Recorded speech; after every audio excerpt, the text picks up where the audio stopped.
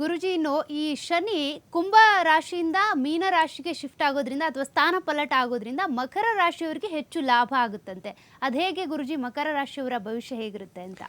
ಸಾಮಾನ್ಯವಾಗಿ ಮಕರ ರಾಶಿಯವರು ಸಾಲದ ಬೇಗ ಸಿಕ್ಕಾಕೊಂಡ್ಬಿಡ್ತಾರೆ.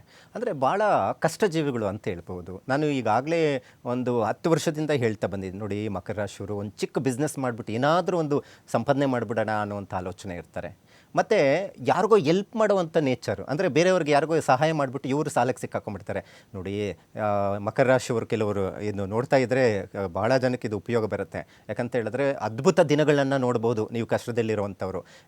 ಕೆಲವು ಮಕರ ರಾಶಿಯವರು ಏನು ಮಾಡ್ತಾರೆ ಅಂದರೆ, ಯಾರ ಕಷ್ಟ ಮದುವೆ ರೀ, ಒಂದು ಸ್ವಲ್ಪ ಏನೋ ದುಡ್ಡಿದ್ರೆ ಕೊಡಿ ಅಂತ ಹೇಳಿದ್ರೆ ಇವ್ರ ಹತ್ರ ದುಡ್ಡಿರಲ್ಲ. ಅಯ್ಯೋ ಪಾಪ ಮದುವೆ ಅಂತ ಯಾರ ಹತ್ರನೂ 1% ತೊಗೊಂಬಂದ್ಬಿಟ್ಟು ಕೊಟ್ಟಿರ್ತಾರೆ. ಅವ್ರು ಪಾಪ ಅವ್ರದ್ದೇ ದುಡ್ಡಲ್ಲ, ಬೇರೆಯವ್ರ ದುಡ್ಡು.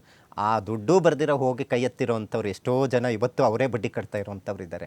ಬಿಸ್ನೆಸ್ಸಲ್ಲಿ ಲಾಸ್ ಮಾಡಿಕೊಂಡು ಸಾಲ ಮಾಡ್ಕೊಂಡಿರೋರು ಎಷ್ಟು ಜನ ಇದ್ದೀರಾ?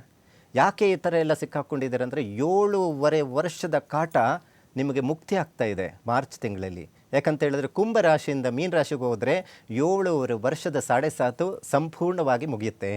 ಸೊ ಇದರಿಂದ ಹಣದ ಅಭಾವ ಸಮಸ್ಯೆಗಳಿಂದ ದೂರ ಹೋಗಲಿಕ್ಕೆ ಸಾಧ್ಯ ಆಗುತ್ತೆ. ಸೊ ಇದರಿಂದ ಹೆಚ್ಚು ಲಾಭ, ಹೊಸ ಹೊಸ ಆದಾಯ ಮೂಲಗಳಿಂದ ಸಂಪಾದನೆ ಹೆಚ್ಚಾಗುತ್ತೆ. ವಾಹನ ವಿಚಾರ ಮತ್ತು ಆಸ್ತಿ ವಿಚಾರದಲ್ಲಿ ಖರೀದಿ ಮಾಡ್ತಿರೋ ನೋಡಿ, ಜಮೀನು ಖರೀದಿ ಮಾಡುವಂಥ ಯೋಗ ಇದೆ ವರ್ಷದಲ್ಲಿ. ಏನಾದರೂ ಮನೆ ಆಸ್ತಿ ಖರೀದಿ ವಿಚಾರದಲ್ಲಿ ಅನುಕೂಲ ಆಗುತ್ತೆ. ಹೊಸ ಕೆಲಸಕ್ಕೆ ಪ್ರಯತ್ನ ಮಾಡುವಂಥವ್ರಿಗೂ ಏನಾದರೂ ಕೆಲಸ ಸಿಗ್ತಾ ಇಲ್ಲ ಅಥವಾ ಕೆಲಸದಲ್ಲಿ ಹುಡುಕಾಟದಲ್ಲಿರುವಂಥ ಅನುಕೂಲ ಆಗುವಂಥದ್ದು ಇರುತ್ತೆ. ವಿದೇಶದಲ್ಲಿ ಕೆಲಸ ಸಿಗುವಂಥದ್ದು ಇರುತ್ತೆ. ಮತ್ತು ಅದರ ಜೊತೆಗೆ ಹೊಸದಾದಂಥ ಅವಕಾಶಗಳು ಲಭ್ಯ ಆಗುತ್ತೆ. ಹಣದ ವಿಚಾರದಲ್ಲಿ ಯಾವುದೇ ರೀತಿ ತೊಂದರೆಗಳು ಇರೋದಿಲ್ಲ. ಮಾರ್ಚ್ ನಂತರ ಸಾಲದ ಸಮಸ್ಯೆನೂ ಮುಕ್ತಿ ಆಗುತ್ತೆ. ಯಾಕಂದರೆ ಶನಿ ಬದಲಾವಣೆ ಆಗೋದೇ ಮಾರ್ಚ್ ಅಲ್ಲ. ಈಗ ಪ್ರಸ್ತುತ ಗುರುಬಲ ಇದೆ, ಏನು ತೊಂದರೆ ಏನಿಲ್ಲ.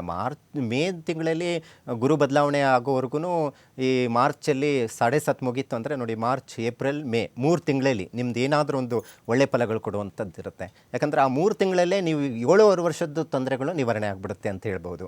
ಆ ಥರ ನಿಮಗೆ ಉತ್ತಮವಾದಂಥ ಫಲ ಪ್ರಾಪ್ತಿ ಆಗುತ್ತೆ.